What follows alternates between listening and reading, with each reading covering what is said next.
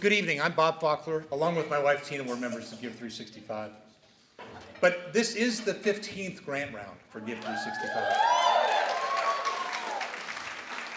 And after 4 years of COVID-induced virtual presentations, we're happy to be back in person. The mission of GiVE365 is to unite and inform emerging philanthropists to make a collective impact on greater Memphis.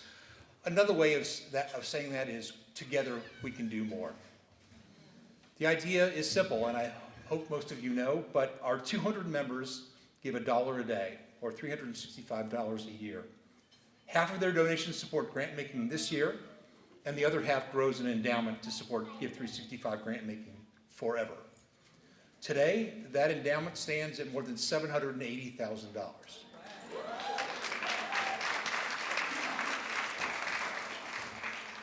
Of course, the most important number is $57,600. That's how much we're spending this year. And if you're not a part of this great group, and after tonight, I don't know why you wouldn't want to be, we love to sign you up and add more to the group. So as you know by now, the theme this year, chosen by the members of GiVE365, is Mind Matters, initiatives that provide preventative and restorative mental health services and/or foster collective healing. 40 applicants submitted proposals, and 14 finalists were chosen by our intrepid grant review teams. Those are the GiVE365 members who spent countless hours reading all the applications, sorting through them, arguing maybe a little bit, but choosing the 14 people that you'll hear from tonight. My prepared remarks again say this meeting will move pretty fast, and it will from here, I'm pretty sure. You can use your programs to jot down notes. There's going to be a lot of people coming up and moving around, so sit back, listen up, and be inspired. With that, I'm going to turn it over to Ariel. Welcome everyone, my name is Ariel Ozuzu. I am the Director of Community Impact at the Community Foundation of Greater Memphis. So one of my favorite parts of my job is two parts, of course. The first part is giving away money. So we're here to do that tonight. So as Bob mentioned, if you're not a member of GiVE365 and you want to help to direct where these grant goes this evening, I know you're here to support your organization, but think about the impact that your vote would have to support the organization even more. So we're here to do that tonight. So what we'll do is we will move rather quickly through these finalist presentations. We have 14 amazing finalists who are doing great work to make sure that our community is whole, mentally, spiritually, and physically, and that we have the support that we need around those services. So we're gonna move through those pitches rather quickly. We have a timer who's gonna keep us on schedule. So as you hear the bell chime, we're gonna just start clapping to usher us through the evening. So we're gonna do a practice round right now. So if you hear the bell ding, immediately, yes. Awesome. So we are ready to go. So let's get started. So we are so fortunate to have so many organizations that serve specific populations here in our community. So they are making sure that people receive the tailored resources and programs that they need to do work. So first up, we will hear from Advocacy, Asha's Refuge, Carpenter Art Garden, CasaLuz, Concord Academy, and Iammysisterskeeper. Let's give them a round.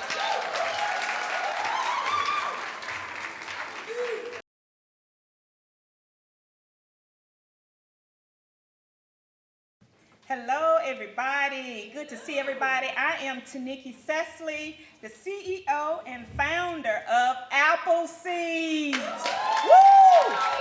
Appleseeds' mission is to enhance mental wellness and disrupt individual and systemic barriers, as we support mothers-to-be, and their unique needs, individuals, couples, families, and our community, by providing therapeutic support for those experiencing general mental health issues and perinatal mood and anxiety disorders, as you would know as postpartum depression. We are dedicated, Appleseeds is dedicated to addressing the needs and improving the lives of communities of color, families with limited income and resources, food insecurities, no insurance, underinsured, by reducing those barriers they face daily ensure viable access of quality mental health services, education, and awareness. If you didn't know, now you know that apple seeds, we here in Shelby County, we are in a mental health desert. A mental health desert. Did you all know that? So what do we need to do? It's simple. Sow a seed. Sow a seed! Very simple. Thank you all. And now I have Cheryl, who is here. Okay. So, my name is Cheryl Hewitt, and I actually received support from Appleseed. Woo! And I received this support without having to pay a dime. After I gave birth to my first son, who's not present right now, he's at home with Dad, but Landon is here, I had my struggles. And growing up in an African-American family, therapy was not heard of. Therapy was more so something that you do if something was wrong, not because something happened. So with the support of Appleseeds, I was granted not only just a stronger voice, but the ability to establish boundaries and to also have a platform to where I am able to encourage and inspire and support other moms. So that's Appleseed. Oh, we still got time. Together, let's sow a seed of change, nurturing not only the mental health wellness of mothers and families, but also the very fabric of our community. With every individual, we empower every life we touch. We forge a path towards a future where mental health knows no bounds, where every person has the opportunity to flourish. What do I need you to do? As Oprah would say, you sow a seed, and you sow a seed, and you sow a seed, and you sow a seed. Thank you. Woo!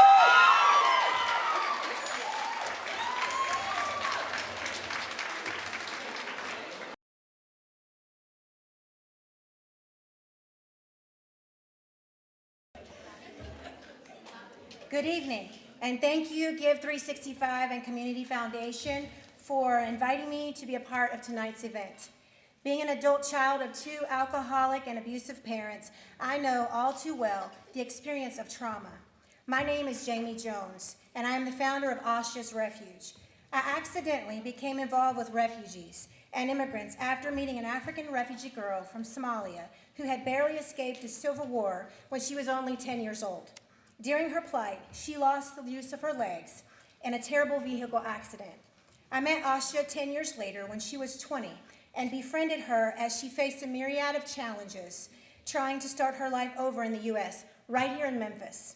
The traumas Asha faced as a disabled refugee were only the beginning of what additional traumas she'd have to face trying to survive in the U.S. 80% of our clients have experienced trauma, and 40% are re-traumatized while resettling in the United States. Asha's Refuge seeks funding to expand our mental health services to newcomers. We plan to educate our clients on mental health, equip them with tools to manage triggers, facilitate language-specific trauma healing groups, and sponsor counseling sessions for complex cases. Ladies' teas and men's luncheons are non-judgmental, safe places where clients can naturally open up about life struggles. We desire to facilitate crafts that provide tools for handling trauma well. In these talk time groups, clients will identify and process trauma, confront false beliefs, and confirm their self-worth. Despite the myth that children are too young to remember, my traumatic memories started at the age of 3. And to debunk another myth, a traumatized child does not just grow out of it. According to the World Health Organization, exposure to trauma is experienced worldwide by 70% of people today and will require urgent health challenges for the next decade. The effects of trauma can last a lifetime, but learning to better cope with the trauma experienced is a process that takes a community coming together in multicultural settings, talking, connecting, and doing activities together that promote healing. Asha's Refuge looks forward to a day when listening to others and talking about our trauma experiences is no longer considered shameful or embarrassing, but rather a way of realizing that we are more than our trauma. When we cannot make sense of something that has happened, we can connect to support and grow from our experiences. I'll leave you with a quote by author and podcaster Cheryl Richardson. People start to heal the moment they feel heard. Thank you.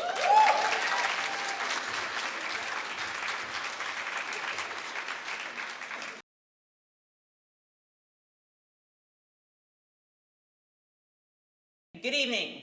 Hello, my name is Jazzy Miller, and I'm the Executive Director of Carpenter Art Garden. So what is yeah, come on, clap it up, clap it up. Thank you so much. So what is Carpenter Art Garden? Let me break it down for you. Yeah. Carpenter is a street, and Carpenter is in Binghamton. It's between Mimosa and Hale. We are along a corridor that was once named one of the most dangerous corridors, not only in the city of Memphis, but in the United States, based on per capita homicide rates. And today, we are no longer within that statistic, but we still face significant traumas. Art is for the art as a healing remedy. We are an arts organization. That is what we do. We are not trying to be anything else. And partnering with residents in the neighborhood, we were able to take one lot at a time and turn trap houses into art houses, empty houses into sewing houses, and empty blighted lots into gardens. And so garden, right?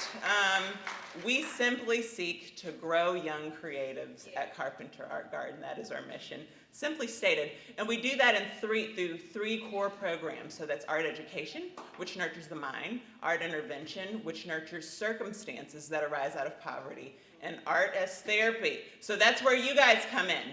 Thank you so much for being here. So tonight, we are seeking funding for our art as therapy program. A couple of facts about us. All of our kids identify as Black. All of our kids live in Binghamton. Most of our kids live on Carpenter Street. And all of our kids have undergone significant trauma. In a drive-by in February, which affected and impacted our programs during the day, happened while all of the kids were on site, our kids wanted to talk about it and found it easier to write their feelings down on note cards. And this is what some of them said. I don't feel safe because my best friend got shot at. Thankfully, she did not get hurt. In my opinion, we are not safe in this community because we can get hurt bad or killed. I feel not safe because little kids can get hurt and die. We have to stay inside and duck down to feel safe. And so what I am hearing is that our children know that they are not safe and that our children don't feel safe. And in order to address this through art, we seek to provide one-on-one sessions with therapists for any kid who requests it. And we also seek to continue pursuing our Mindfulness Monday program, during which our kids learn breath work, they learn mindfulness, and they do group therapy with our on-site social worker. And so today, I thank you so much for listening to my pitch. That's all I got.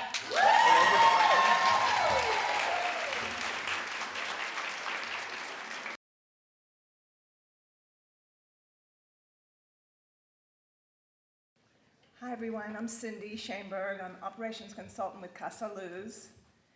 CasaLuz is the only nonprofit in Memphis that exclusively serves Hispanic victims of violent crimes. We do this through a culturally sensitive lens.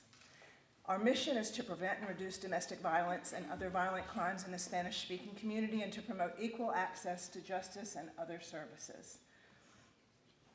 The services we provide are culturally specific. During times of great vulnerability, a person's culture and beliefs are taken into account. Our work is two-pronged, direct services and pushing for change.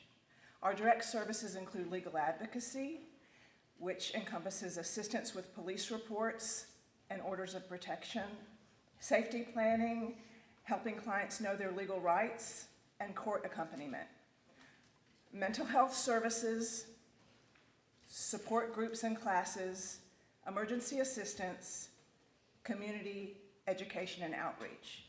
The second prong of what we do, and my very favorite part of this work, is pushing for change, also called institutional advocacy. We do this by collaborating with local law enforcement, the judicial system, and other local agencies to help them better understand and respond to the needs of Hispanic immigrant community. We provide them with training on language access, which means providing people with limited English proficiency reasonable access to the same services as English-speaking individuals.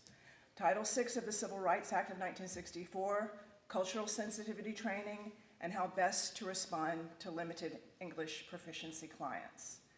CasaLuz's work through this project will serve Hispanic victims of domestic violence, dating violence, sexual assault, and stalking, aiming to empower underserved victims to overcome traumatic experiences.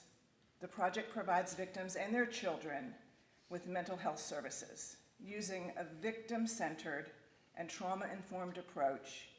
Bilingual and bicultural counselors offer individual counseling sessions for adults and children to help improve their quality of life and break the cycle of intergenerational violence within families. We're so grateful to be a finalist in this grant round, and we're excited about having the support of GiVE365 to continue this critical work. Thank you so much.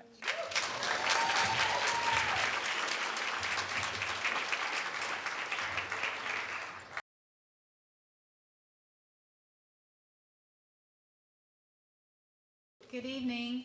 This is Amy Spencer and Melissa Miller, and I'm Cece Palazzola from Concord Academy. Good evening.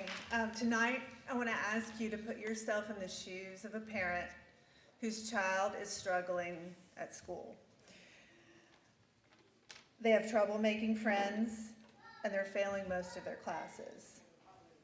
They've been to 3 different schools in 5 years. Nothing is working to ease their anxiety. Every day is a battle.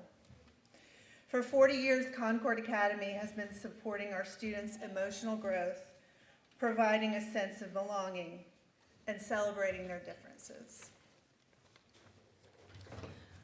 We recognize that mental health is a key component in learning and use research-based approach to provide the best experience for our students. Our families have so many stories of transformation, from social isolation to finding community, from struggling with anxiety to thriving, from failure to success. So when we asked our families about the impact Concord has made on their child, they told us some amazing things. And I encourage you to look around the room as I read their comments, because all of these families that I'm speaking for tonight are here in the room. Concord has helped Jake's confidence, and he feels safe to be his authentic self. Everything about Ava has changed since starting at Concord. For the first time, she's excited to go to school. Concord has given Josh a sense of community and a group of friends, which he's never had before. Caleb has been thriving in Concord's caring and supportive environment. Mizuki feels successful in school for the first time. For Christian, it was like the switch got turned on. We saw an incredible change in him.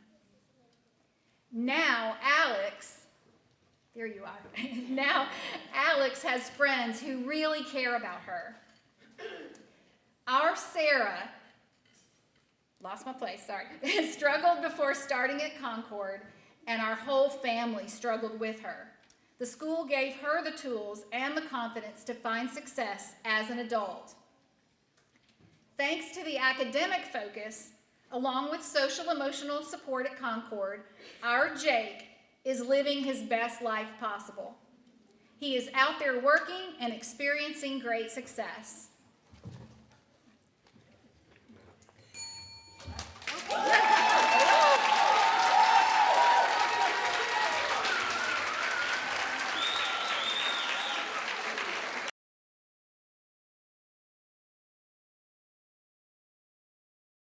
Good evening, my name is Margaret Cowan. I'm the founding keeper of Iammysisterskeeper, and the people that you see standing are actual moms that we serve in this organization. I Am My Sister's Keeper is dedicated to supporting single mothers in Shelby County and overcoming obstacles to achieving success. Recognizing the critical importance of mental health, especially in the aftermath of the COVID-19 pandemic, we took action by organizing our first ever mental health retreat in October of 2021. This inaugural event, held at the Hotel Indigo downtown, was a testament to the power of community support and the resilience of single mothers. Despite being a hastily organized one-night event funded solely by generous donations from our supporters, it proved to be immensely successful. It provided a much-needed opportunity for the moms we serve to prioritize their mental well-being, with child care arrangements ensuring they could fully engage in retreat activities. Building on the positive feedback and impact of our first retreat, we expanded the event last year to a full weekend at Service Over Self on Poplar. Because we had foresight this time, we were able to secure grant funding, which allowed us to enhance our retreat experience. We were able to bring in out-of-town presenters, offer a diverse range of workshops and activities, and provide full catering and childcare services. The overwhelming success of this extended retreat reinforced our commitment to making it an annual tradition. Now, as we look ahead to this year, we are excited to announce that we have secured the Grove at Red Oak Lake as our venue. This picturesque setting will allow us to incorporate outdoor and water activities, further enriching the retreat experience for the participating single mothers. None of this would be possible without generosity from people like you. With your help, we can ensure that 30 single mothers in Shelby County have the opportunity to benefit from this retreat. We thank you for your time, and some of y'all, everybody should have one of these. They were giving them out. This is a video that talks about the retreats that we've had and the ones that we're gonna have this year. So thank you so much.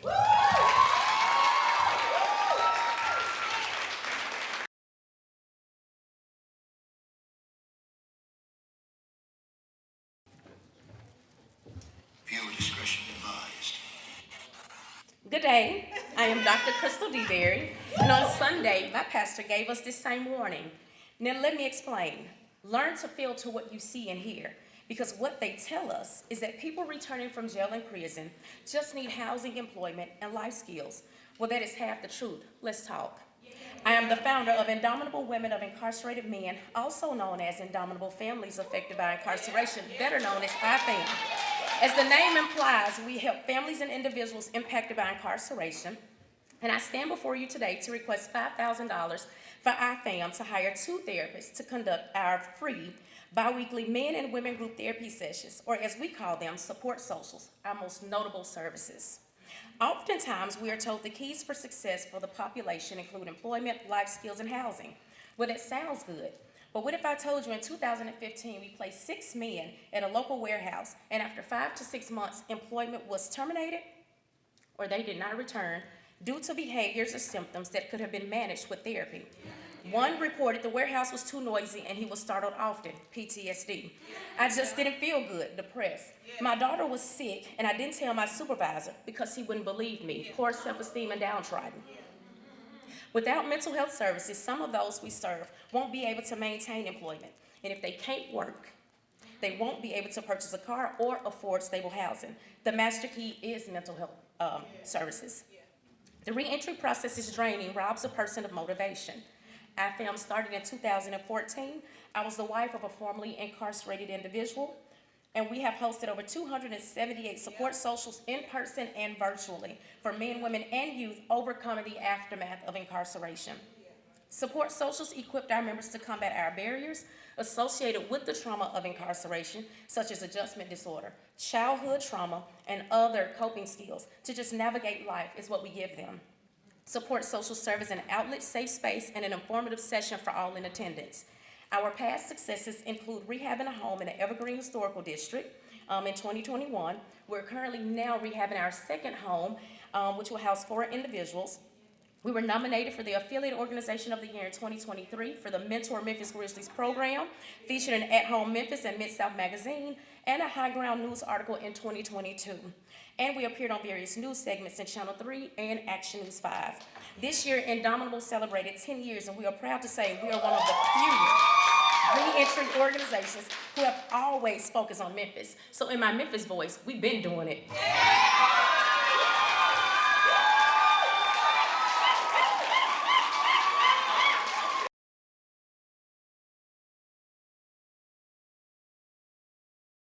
Hi, everybody. I'm Virginia Stallworth. I'm the Executive Director of the Memphis Child Advocacy Center. At the Memphis CAC, we work towards safety, healing, and justice for victimized kids. The majority of the kids who receive therapy at our center have disclosed sexual abuse. Some have been physically abused, and others have witnessed homicide. All traumas no child should ever have to face. At the Memphis CAC, 4 master's level therapists, including a Spanish-speaking therapist, provide evidence-based therapy, including trauma-focused cognitive behavioral therapy and EMDR.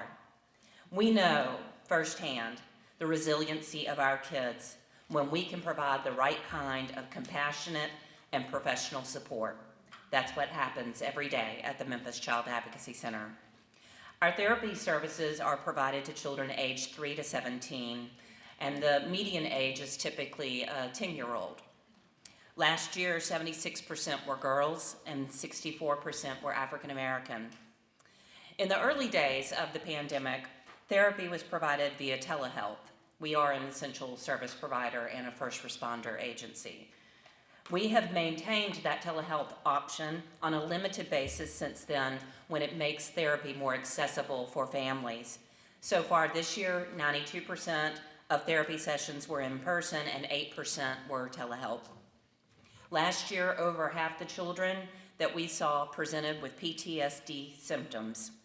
Evaluation results analyzed by the University of Memphis School of Public Health indicate statistically significant reduction in symptoms in kids when they complete therapy. I want to share a quick story from some years ago.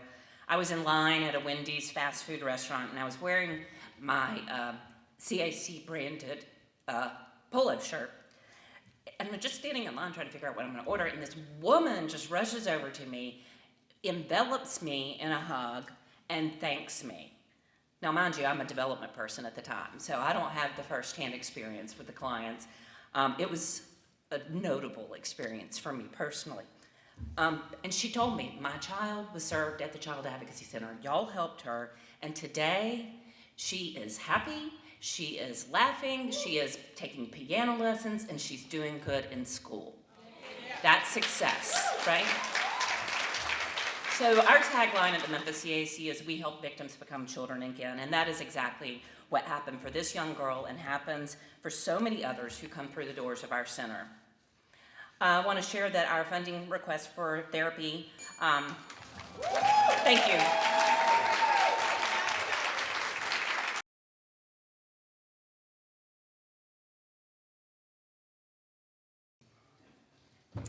Hi, I'm Christine Weinrich. I'm the Executive Director of the Memphis Library Foundation, and I'm here to talk with you about healing through writing at the CasaLuz Library. Healing through writing is 6 weeks of guided writing exercises that allow participants to be vulnerable, process trauma, and build confidence, connection, and community.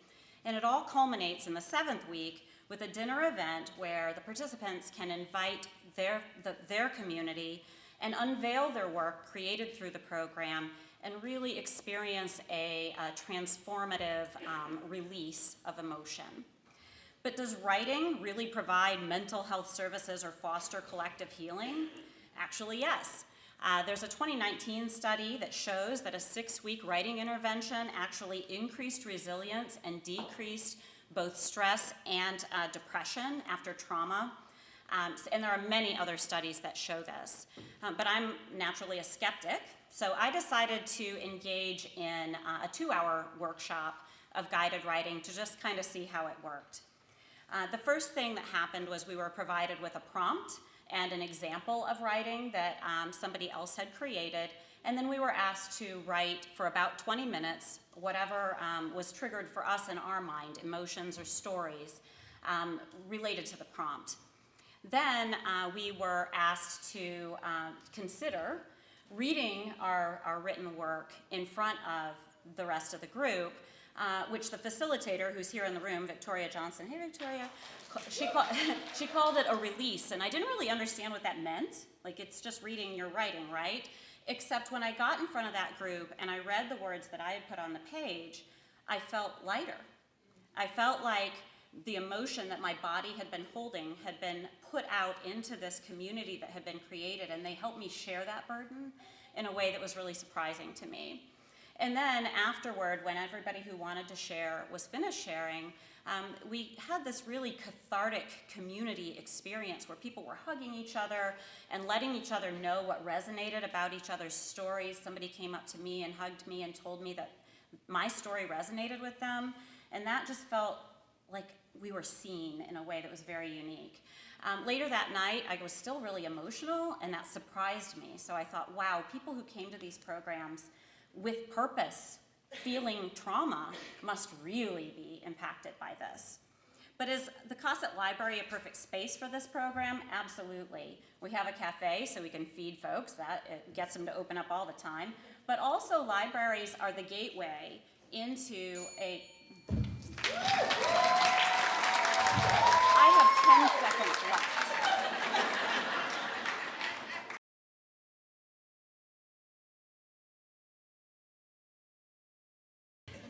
Hello, everyone. I get the privilege to stand in front of you and speak about something that's dear to my heart, refugees.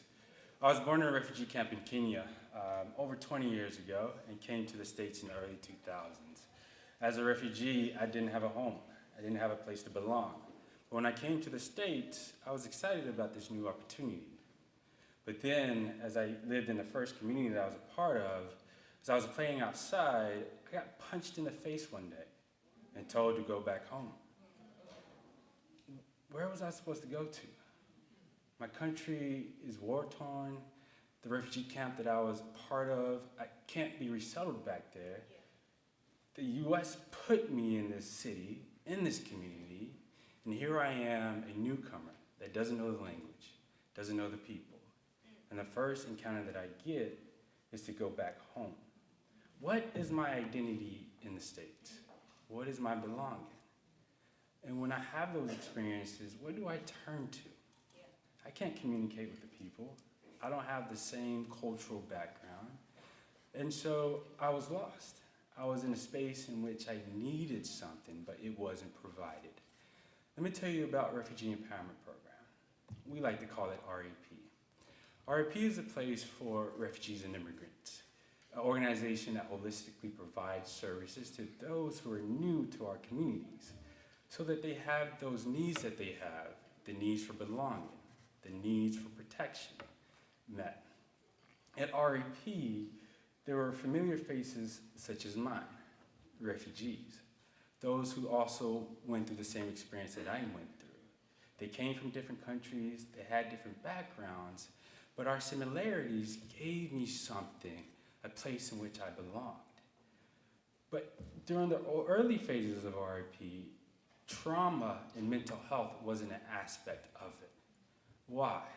REP is an organization that's run by the community.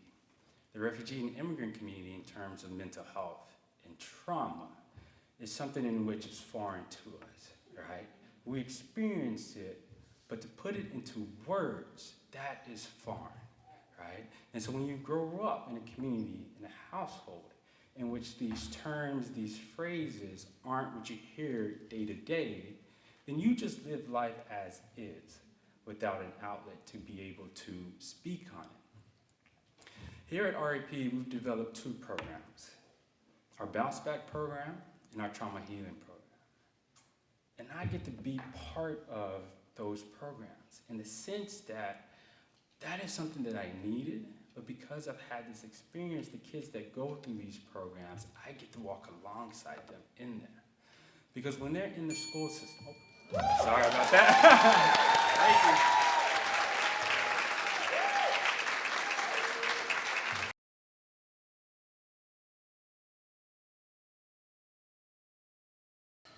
Hi everybody, my name is Tammy. I'm a woman in long-term recovery. I have 24 years clean and sober. I'm also the mother of 2 grown kids, now in recovery from substance abuse and mental health disorders. We are healing and we're trying to break the generational cycles of abuse.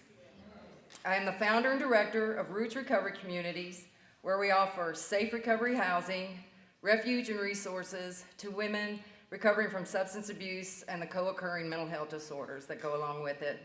The disease of addiction centers in the mind, and that is why we strongly believe in the importance of Mind Matters. Over 90 women have come through our recovery housing since we first opened in late 2019. The average stay in our communities is around 14 months, but there is no time limit. It just depends on the individual needs. Our non-punitive recovery philosophy has allowed our community members to make mistakes, learn lessons without the fear of losing their housing. We've seen many women regain custody of their kids. We have past residents that are currently working in the recovery and treatment fields. Many of our residents have graduated from drug courts and facing other judicial responsibilities with our support. We even have a past resident on our board of directors. Roots residents are not only abstinent from substance abuse, but they are shining bright lights for others in their communities and their families. When one woman changes her life, it changes the family, it changes the community, and ultimately the world. Women in early recovery are in survival mode, and often their mental health and recovery goals are put on the back burner. Our retreats are accelerated versions of the work we do in our recovery homes. Our last retreat, women showed up to the retreat and their energy was frantic, and what do we do, where do we go, what's next? And I gave them each bubbles and told them to go sit by the lake for 30 minutes, mindfully blow bubbles. And then it was kind of a beautiful sight to see women sitting around a lake blowing bubbles. But by the time they came back, their energy was calm. They were connected to themselves, they were connected to their environment. Our healing retreat is designed for women from low-income backgrounds who have never and may never have the experience of a retreat of this type. Our objective, with your help, is to provide a free retreat weekend for up to 20 women in early recovery from substance abuse and mental health disorders.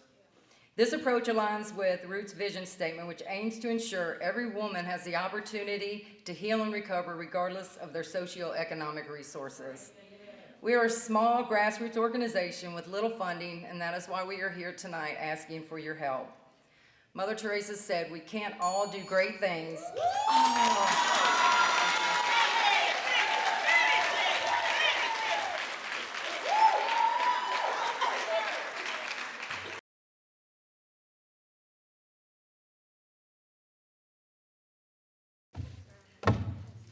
Hello everyone, my name is Kristen Fox Troutman and I am here with Samaritan Counseling Centers of the Mid-South. Thank you so much for the opportunity to speak with you this evening. I'd like to start off by telling you a story. This is a story about a woman I will call Maria. Maria had lost her job and had no insurance. She became overwhelmed with anxiety and could not take the steps she needed to get her life back on track. Sleep became elusive, and she started to socially isolate, exacerbating her anxiety. Desperate for relief, Maria turned to Samaritan Counseling Centers, where she was able to pay on a sliding scale due to the support of our low-fee supplement fund, and where she found a compassionate ally in her therapist. Together, they navigated the maze of anxiety which had taken its grip on Maria's life, one step at a time. She was able to find a new job, learn new coping skills, and begin to reconnect with family and friends. Maria got her life back. For 43 years, Samaritan Counseling Centers of the Mid-South has offered hope and healing for countless people just like Maria. With 4 conveniently located centers throughout the Memphis metropolitan area, Samaritan provides accessible, affordable, and high-quality professional counseling services to individuals, couples, and families. Our sliding scale fee structure and low-fee supplement fund make our counseling accessible for all those seeking preventive and restorative mental health care, including those with low incomes, no insurance, or low reimbursing insurance. The need for mental health services is at an all-time high, we know. Approximately 1/2 of all children and adults who need mental health care do not have access. In 2022, Tennessee was ranked 45th in access to mental health care. While the need is on the rise, getting in to see a professional counselor is becoming harder and harder due to the increasing cost of therapy and the decreasing number of therapists who take insurance. By taking numerous insurance policies and providing a sliding scale fee structure and a low fee supplement fund, Samaritan is making counseling services accessible to many who would otherwise not have access. I'm here today to ask you to please partner with us. $7,500. Thank you so much.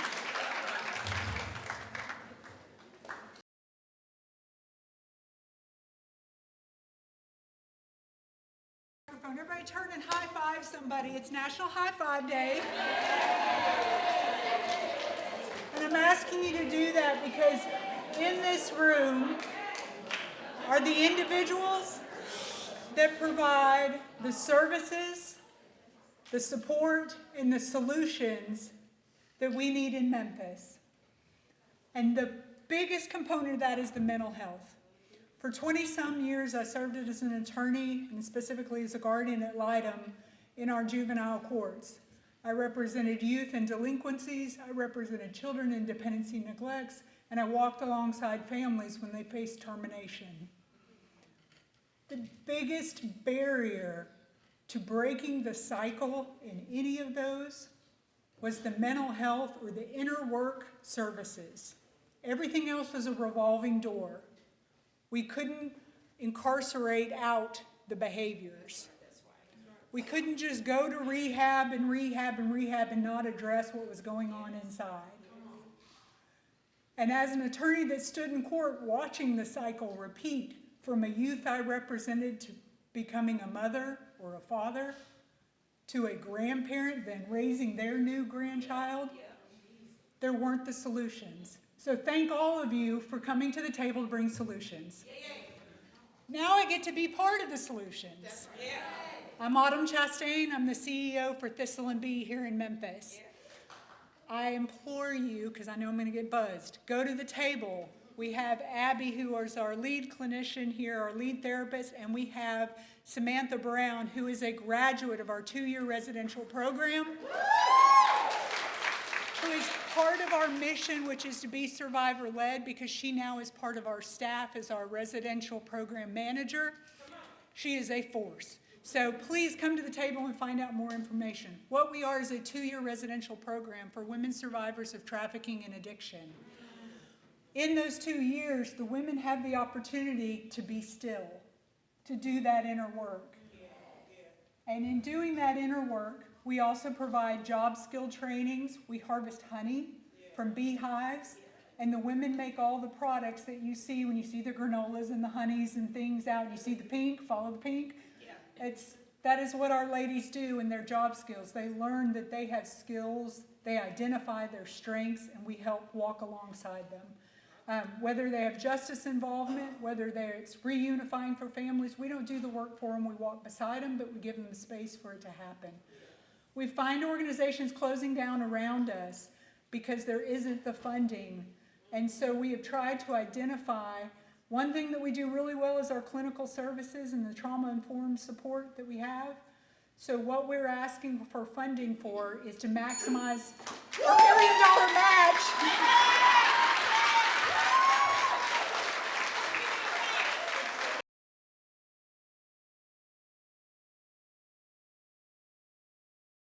All right. Hi, my name is Peter Hostler. I'm the co-founder and former director of the Wellness and Stress Clinic of Memphis, and I've got my colleague, current director, Daryl Kiner, up here to tell you a little bit about us.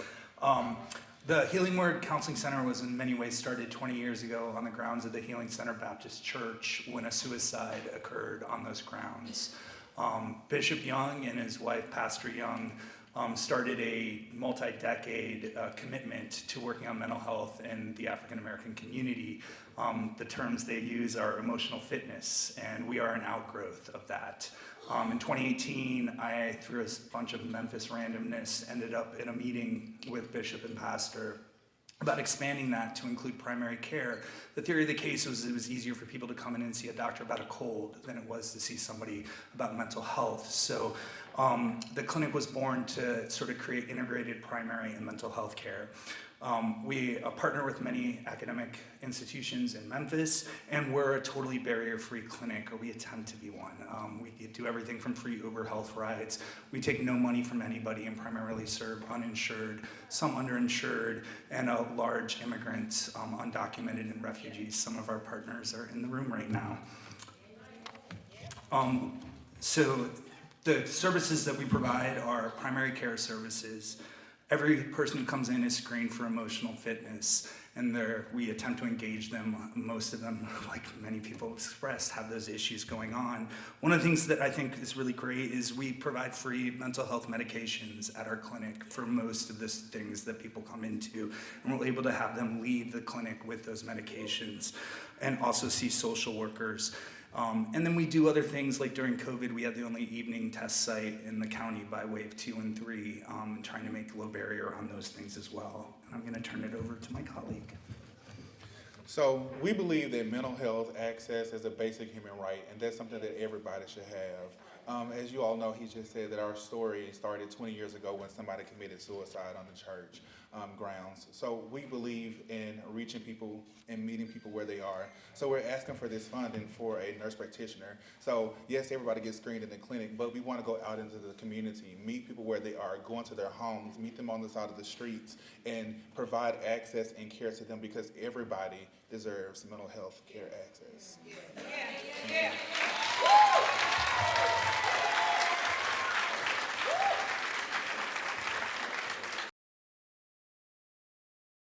Y'all, we made it through. Can we do one more big thing? We made it through. This has been, I was telling the people who served on Grant Review and Siri's gonna cover this, that I was really excited about these finalists who are coming forward tonight.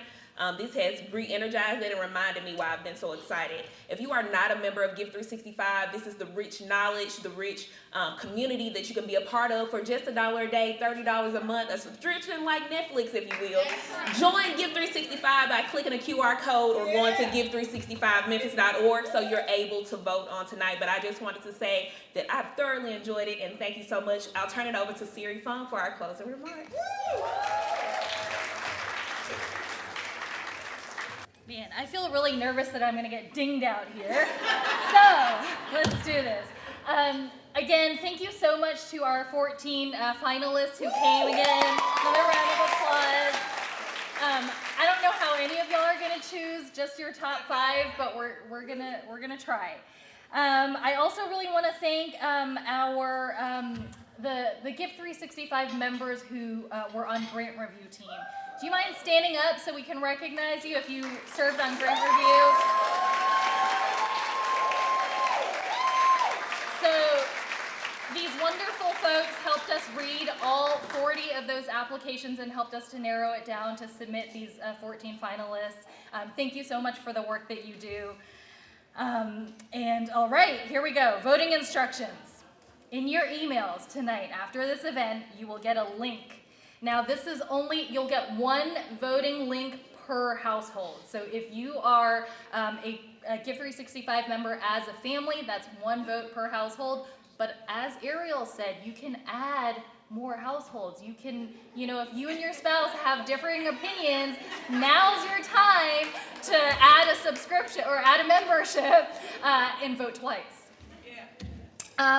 You're going to get the voting link. It's going to be sent to whichever email address is on your membership household, and you will have to rank your top 5. Number 1 will be your favorite organization, so you've got 5 of them. Besides the amazing presentations that we had tonight, our wonderful finalists hopefully will stick around for a few minutes, so if you have questions, come up and ask them, but also do your own research. Check out their websites, follow them on social media. The recording from tonight will also be put on the GiVE365 website, so you can review that at any time. All the applications are also on the website if you want to dive deeper into exactly how the grants will be used. So definitely check out their Live Give Mid-South profiles as well. There's many, many ways that you can learn more about these organizations to make an informed decision in your voting. And we've said this already, but if you're not a member, now's your chance. And you've got 2 weeks to vote.